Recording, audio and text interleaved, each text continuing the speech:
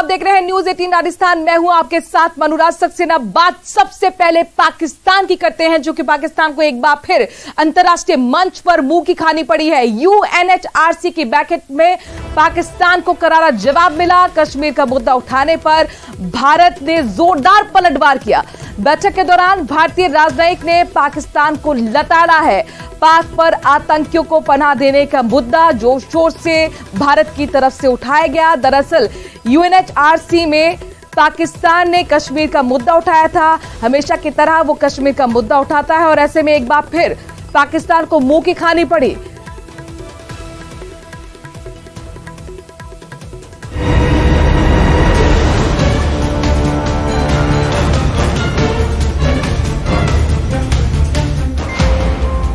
भारत ने पाकिस्तान को फिर लताड़ा। यूएनएचआरसी में पाकिस्तान को करारा जवाब। कश्मीर का मुद्दा उठाने पर जोरदार पलटवार।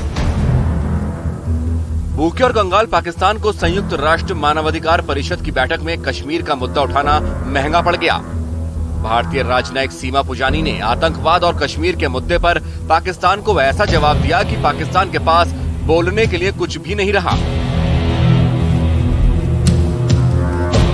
मतलब पाकिस्तान को एड़ी से लेकर चोटी तक भारतीय राजनयिक सीमा पुजानी ने धो डाला। इतना ही नहीं, भारत ने दो टूक कहा है कि आंगन में सांप पालने वाले को वही सांप एक दिन काट लेता है। उनका इशारा पाकिस्तान की जमीन पर बैठे आतंकी संगठनों की तरफ था। दरअसल पाकिस्तान की विदेश राज्य मंत्री हिना रब्बानी खार ने यूएनएचआरसी में कश्मीर का मुद्दा उठाया था। साथ ही भारत पर झूठे आरोप लगाए थे, जिस पर सीमा पुजानी ने विदेश राज्य मंत्री हिना रब्बानी खार को करारा जवाब दिया। वहीं भारत ने पाकिस्तान को आतंकवादियों का रखवाला तक बताया। Pakistan actively lends its energies to aid, host and abet international terrorists. It has the unique distinction of hosting the most number of UNSC designated terrorists and terror organizations. Allow me to recall that Osama bin Laden lived next to Pakistan's premier military academy. Its security agencies have nurtured and sheltered Hafiz Saeed and Masood Azhar for decades. आतंकवादी नहीं, भारत ने कश्मीर मुद्दे पर पाकिस्तान, तुर्की और OIC यानी कि organisation of Islamic corporation के सभी देशों को आईना दिखाया और कहा कि कश्मीर पर बोलने का हक किसी भी देश को नहीं है। Regret the comments made by Turkey on a matter that is an internal affair of India and advise it to refrain from making unsolicited comments on our internal matters. As regards the OIC statement, we reject the unwarranted references to the Union Territory of Jammu and Kashmir. The fact is that the entire territories of the Union Territories of Jammu and Kashmir and Ladakh have been, are and shall always be part of India. Bharat यही नहीं रुका और उसने पाकिस्तान की कंगाली की international फजीहत कर दी। भारत ने कहा कि कंगाल पाकिस्तान के पास खाने के लिए आटा तक नहीं है और ये लोग कश्मीर की मांग करते हैं। भारत ने पाकिस्तान को नसीहत देते हुए कहा है कि सबसे पहले तो इन्हें अपने देश की आर्थिक हालत सुधारनी चाहिए। वहाँ की आवाम भूख से बिलबिला रही है, वहाँ फैक्ट्री बंद हैं, दफ्तर भी बंद हो रहे हैं और ये लोग अब भी अपनी जनता की अनदेखी कर रहे हैं।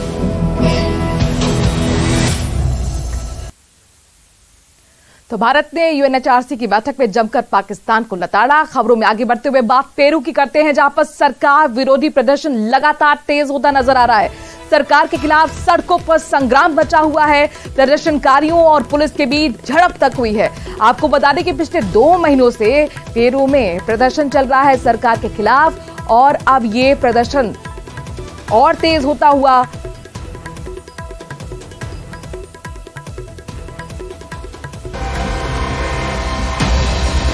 पेरू में सरकार के खिलाफ विरोध प्रदर्शन से धुआं धुआं हुआ शहर।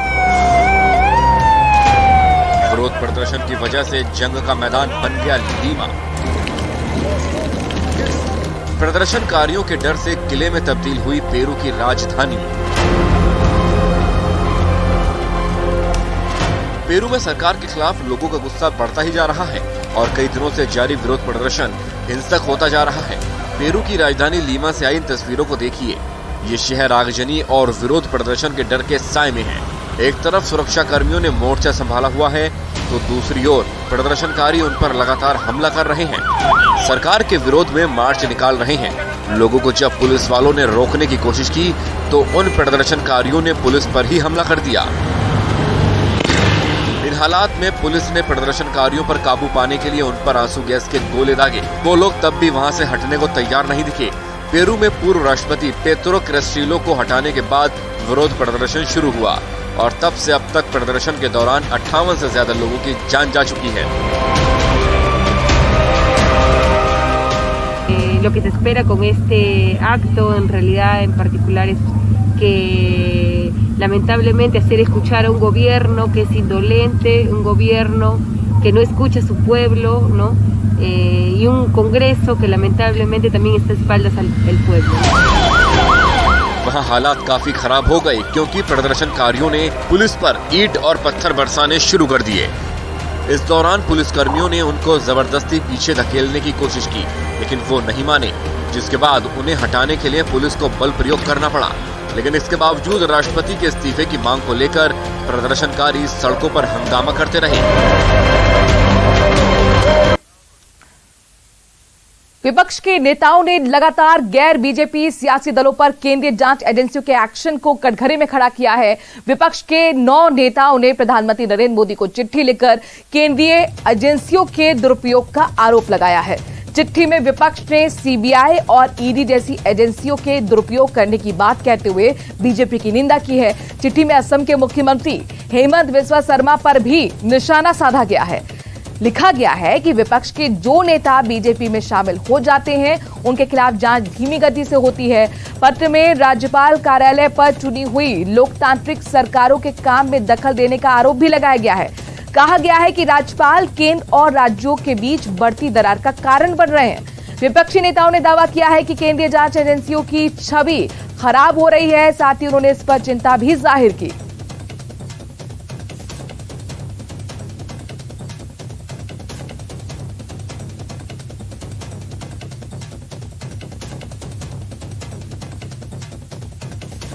तो पीएम के नाम विपक्ष का पत्र जिसमें जांच एजेंसियों के गलत इस्तेमाल का आरोप केंद्र सरकार पर लगाया गया है। साथ ही राज्यपाल को लेकर भी इस पत्र में कहा गया कि राज्यपाल केंद्र और राज्य के बीच में जो एक दरार है उसे बढ़ाने का कारण बन रहे हैं, उसे बढ़ाने के लिए एक बड़ी भूमिका निभा रहे हैं। और अब बात मनीष सिसोदिया की करते हैं। दिल्ली पुलिस ने दिल्ली सरकार के एक स्कूल के खिलाफ गेट पर आई लव मनीष सिसोदिया का बैनर लगाने पर केस दर्ज कर लिया है। शनिवार को पूर्वोत्तर दिल्ली के शास्त्री पार्क इलाके में स्थानीय निवासियों ने शुक्रवार सुबह बैनर लगाए जाने का विरोध किया था। इसके बाद लोगों ने पुलिस में शिकायत दर्ज कराई। इसके बाद शास्त्री पार्क पुलिस स्टेशन में दिल्ली संपत्ति विरूपण निवारण अधिनियम के धारा 3 के तहत मामला दर्ज किया गया। इस मामले को लेकर एक स्थानीय निवासी दिवाकर पांडे ने पुलिस में शिकायत दर्ज कराई थी। शिकायतकर्ता दिवाकर ने बताया कि आम आदमी पार्टी के कुछ कार्यकर्ता शास्त्री पार्क में सरकारी स्कूल के गेट पर ऊपर एक बैनर लगा रहे हैं। सबसे पहले उन्होंने स्कूल के डेस्क से उन्हें निकाला और उसे बाहर लाकर उस पर चढ़ा दिया। गेट पर आई लव मनीष सिसोदिया का पोस्टर लगाने लगे और इस पर अब लोगों ने आपत्ति जताई। कहा कि यह शिक्षा का मंदिर है, इसे राजनीति से दूर रखना चाहिए।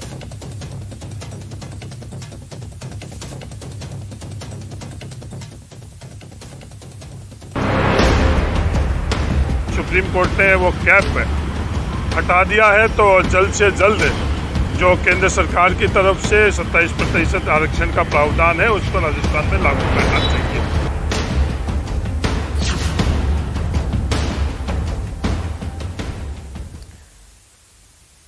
यह चुनाव से पहले ओबीसी आरक्षण की ललकार दिखाई दे रही है। जयपुर से बड़ी खबर जहां पर ओबीसी को 27% आरक्षण देने की हुंकार भरी जा रही है।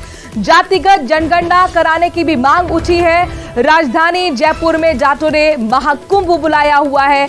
बीजेपी और कांग्रेस के कई बड़े नेता इस महाकुंभ में शामिल हो रहे हैं। ये तस्वीरें आपको जाट महाकुंभ की दिखा रहे हैं, जहां बड़ी संख्या में जाटों के नेता चाहे वो किसी भी राजनीतिक दल हो के हो, यानी कांग्रेस और बीजेपी के भी बड़े जाट नेता इसमें शामिल होने आ रहे हैं। इसमें बताया जा रहा है सतीश पूनिया और गोविंद सिंह डोटासरा भी शामिल होंगे, वसुंधरा राजे का भी नाम सामने आ रहा है। इसके साथ साथ अपने दर्शकों को बता दें कि ओबीसी आरक्षण जो इस वक्त 21% है, उसे 27% कराने की मांग को लेकर ये जाट महाकुंभ जयपुर में बुलाया गया है। इसकी रणनीति कई दिनों से चल रही थी, तैयारियां कई दिनों से चल रही थी। तमाम राजनीतिक पार्टी के बड़े नेताओं को इसमें आमंत्रित किया गया है।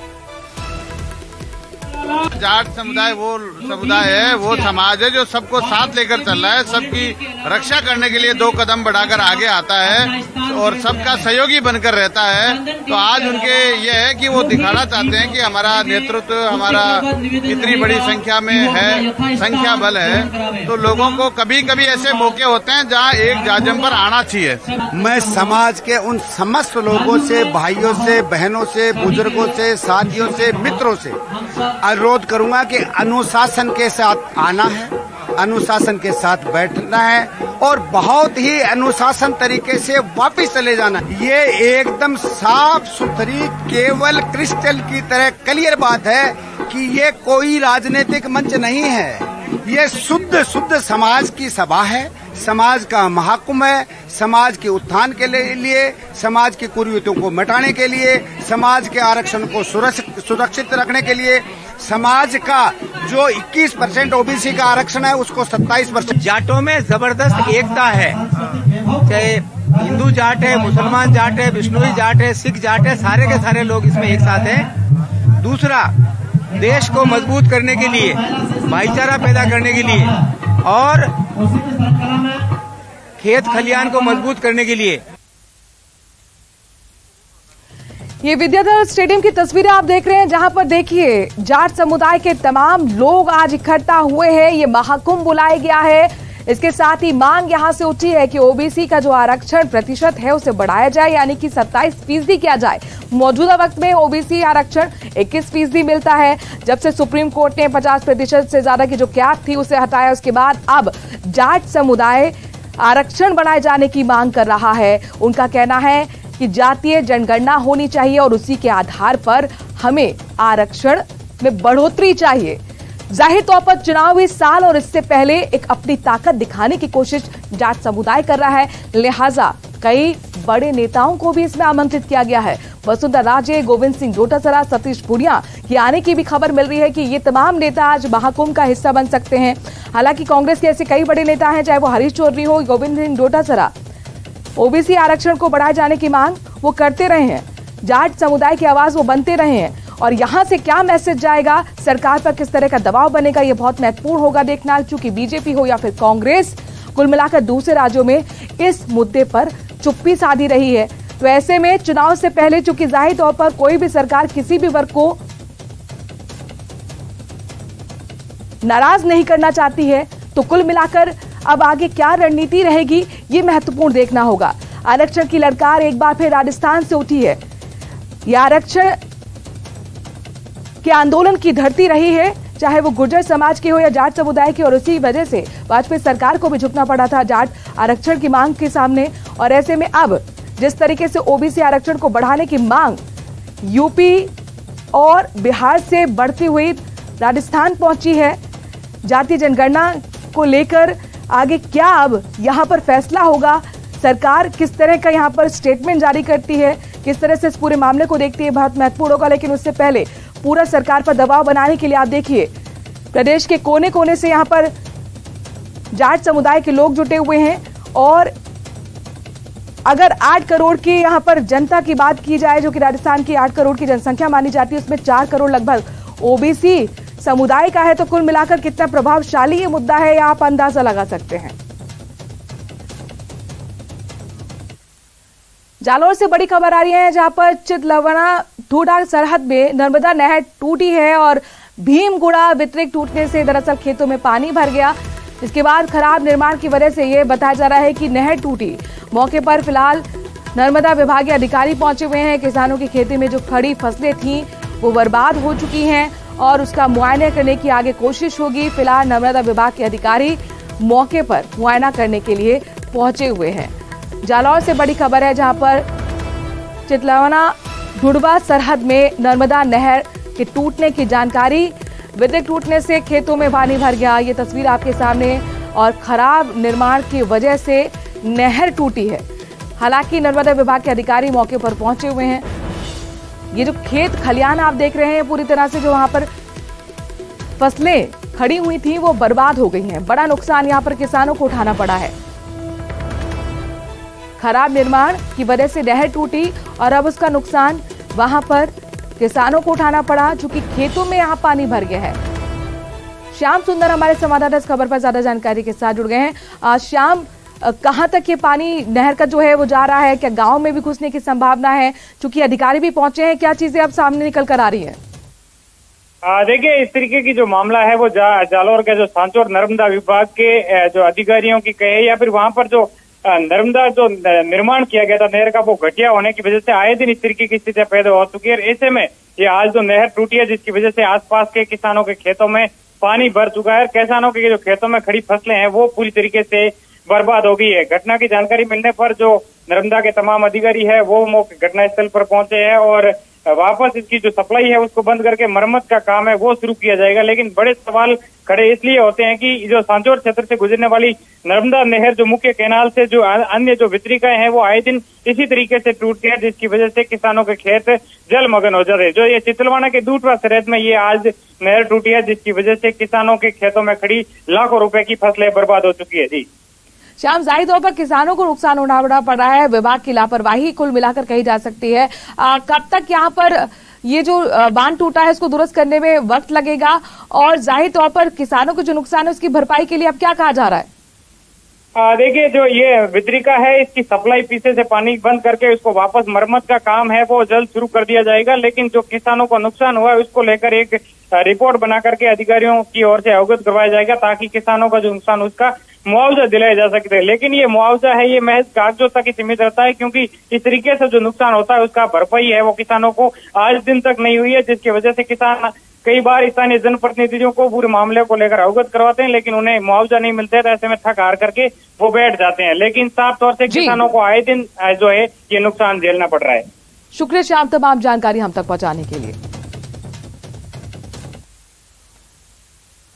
और झुंझुनू के नवलगढ़ से बड़ी खबर आ रही है, जहां पर घर के बाहर युवक का शव मिला है। युवक के सिर में चोट के गहरे निशान पाए गए हैं। सूचना पाकर फिलहाल पुलिस मौके पर पहुंची हुई है। शव को कब्जे में लेकर मोर्चरी में रखवाया गया है और ये समझने की कोशिश की जा रही है कि आखिरकार इस युवक की मौत कैसे हुई। झुंझुनू के नवलगढ़ में घर के बाहर ही युवक का शव मिला। युवक के सिर में चोट के गहरे निशान हैं और ऐसे में आशंका जताई जा रही है कि ये हत्या का मामला हो सकता है। फिलहाल पुलिस इस पूरे मामले की हर एंगल से जांच पड़ताल कर रही है।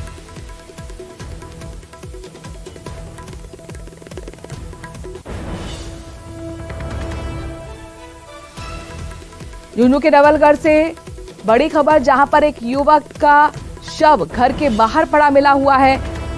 बताया जा रहा है कि युवक के शरीर पर कई चोट के निशान, ऐसे में संभावना यह है कि इसे बुरी तरह से प्रताड़ित कर मारा गया और इसके बाद उसकी मौत हो गई। फिलहाल पुलिस इस पूरे मामले की छानबीन कर रही है। शव को कब्जे में लेकर मोर्चरी में रखवाया गया है। बड़ी खबर झुंझुनू से।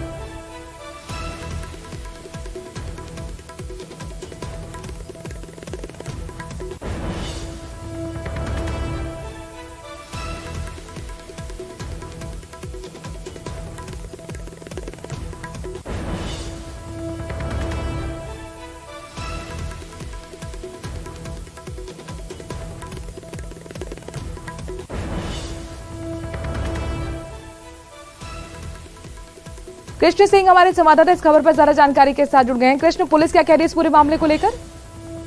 जी मैम, आपको बता दूं कि ये जो पूरी घटना है ये नवलगढ़ थाना इलाके के जो बसावा गांव की नहरा की ढानी है वहां की है। वहां एक युवक का है, उसके घर के बाहर जो शव मिला है और जो युवक है उसके सर पर है वो गंभीर चोट के निशान है और जो परिजन है वो इसकी हत्या की आशंका जताते हुए कह रहे हैं कि इसकी जो हत्या है वो गोली मारकर की गई है। वहीं पुलिस के उच्च अधिकारियों का कहना है कि सर में जो चोट के वो गहरे निशान है और पोस्टमार्टम के बाद ही साबित हो पाएगा कि सर में गोली लगी हुई है या फिर अन्य किसी नुकीले हथियार से वार कर इसकी हत्या की गई है। वहीं इसका जो शव है वो जो नवलगढ़ अस्पताल की मोर्चरी में रखवाया गया है और परिजनों की जो रिपोर्ट है उसके आधार पर पुलिस ने वो अपनी जांच शुरू कर दी है। बहुत बहुत शुक्रिया कृष्ण, तमाम जानकारी हम तक पहुंचाने के लिए। और अब बात दौसा की, जहां एक रहस्यमय बीमारी से पशुपालकों में खौफ है।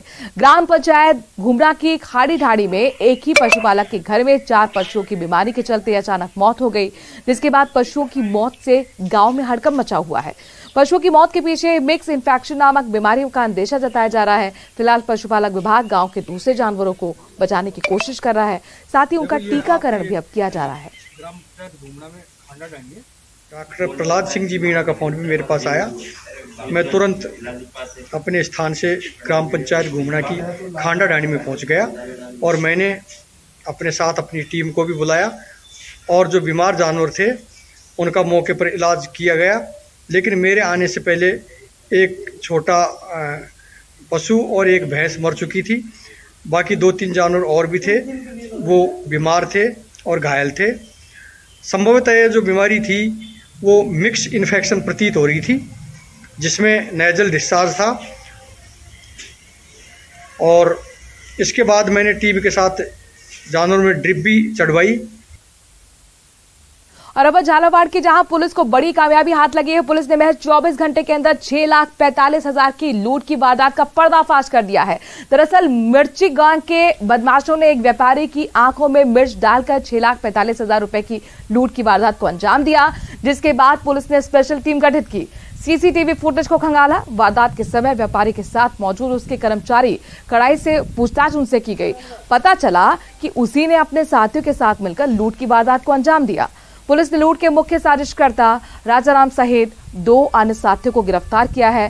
साथ ही वारदात में शामिल 2 नाबालिगों को भी पकड़ा गया है।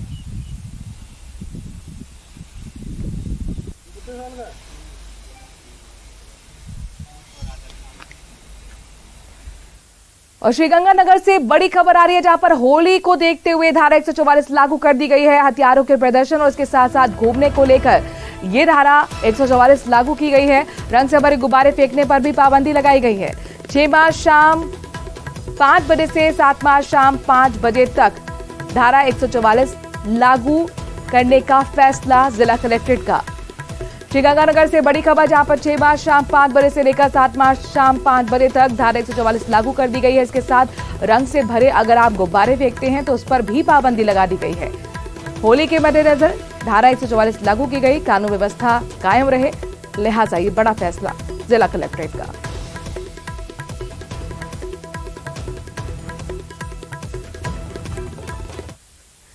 वहीं बीकानेर में भी होली के मद्देनजर धारा 144 लागू की गई है। कानून शांति व्यवस्था बनाए रखने के लिए फैसला लिया गया। हथियार लेकर चलने और साथ ही प्रदर्शन पर भी रोक लगाई गई है।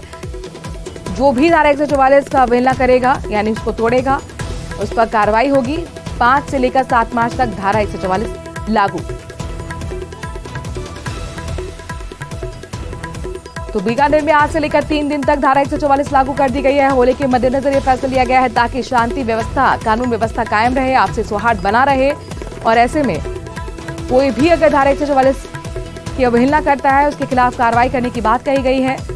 इसके साथ साथ हथियार लेकर चलने और प्रदर्शन पर भी रोक लगाई गई है।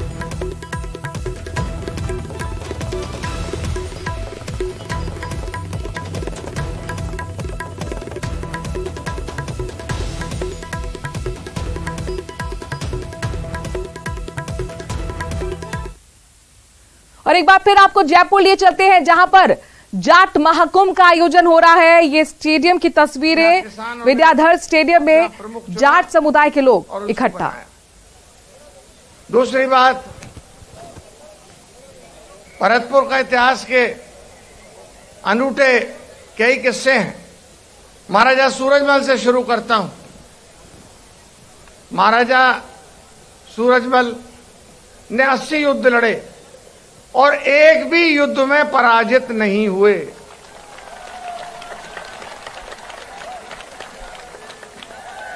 जिस पे आगरा से, फतेहपुर सीकरी से हम लोगों को लुटेरा कहा जाता है, भरतपुर के जाटों को, और लोग कहते हैं लेकिन जो मुगल कारवां निकलते थे उनको से हम सब सामान छीन लेते थे। छीनने में और लूटने में बहुत फर्क है। जबरदस्ती तलवार की नोक पर छीनते थे, तलवार की नोक पर उपलब्ध करते थे। तो अहमद शाह अब्दाली ने उनको बुलाया और उनसे संधि करने का, उनको एक चिट्ठी लिखी, पहले तो धमकी भरी हुई। अरे जरा शांति से सुन ले भाई साहब। उन्हें एक चिट्ठी लिखी, कृपया शांति बनाए रखें। जब कुम्हेर राजधानी थी, उसके बाद डीग हुई और लास्ट में भरतपुर हुई। पत्र लिखा कि मैं सूरजमल, तुम अपनी हद पार कर रहे हो, मैं तुमको आके तुमको खत्म कर दूंगा और तुम्हारी पूरी रियासत को खत्म कर दूंगा। महाराजा सूरजमल ने जवाब दिया, माननीय कौन नटवर सिंह जी तो पूर्व विदेश राज्य मंत्री रहे, उनकी किताब पढ़ें आप, और भी इतिहासकारों की किताब पढ़ें। उन्होंने जवाब बड़ा अच्छा दिया, क्यों जहांपना आप हिंदुस्तान के बादशाह हैं, अगर आप मुझ जैसे गरीब किसान को पराजित कर देंगे तो कोई बड़ी बात नहीं, लेकिन अगर ईश्वर की कृपा उल्टी हुई गिरिराज जी की और मैंने आपको पराजित कर दिया तो उसका क्या परिणाम होगा। इसी बात पर अहमद शाह अब्दाली ने उनको न्योता दिया कि आप मुझसे आकर मिलिए, और उनको पहले थे केवल राजा सूरजमल, उनको कहा आप हमारे एरिया में दखलंदाजी न दें, हम आपके एरिया में दखलंदाजी न देंगे, और उनसे संधि करी और उनका महाराजा ब्रजेंद्र सवाई का टाइटल दिलाया, जो हिंदुस्तान में और किसी के पास नहीं है। सवाई के टाइटल राजस्थान में 3 पे हैं, पूर्व अलवर रियासत, पूर्व भरतपुर रियासत और पूर्व जयपुर रियासत, लेकिन महाराजा ब्रजेंद्र सवाई का किसी पे नहीं है। ब्रजेंद्र यानी ब्रिज के राजा। तो ये तो कुछ इतिहास की बातें थी। और हमारे यहां एक चीज और हुई है, पूरे वंश में। तो पर्यटन मंत्री विश्वेश्वर सिंह को आप सुन रहे थे। दरअसल आपको बता दें कि जाट समुदाय का जो प्रतिनिधित्व करते हैं तमाम नेताओं को आज आमंत्रित किया गया है। जाटों का महाकुंभ इस वक्त जयपुर में। वक्त छोटे से ब्रेक का है, जल्द हाजिर होते हैं।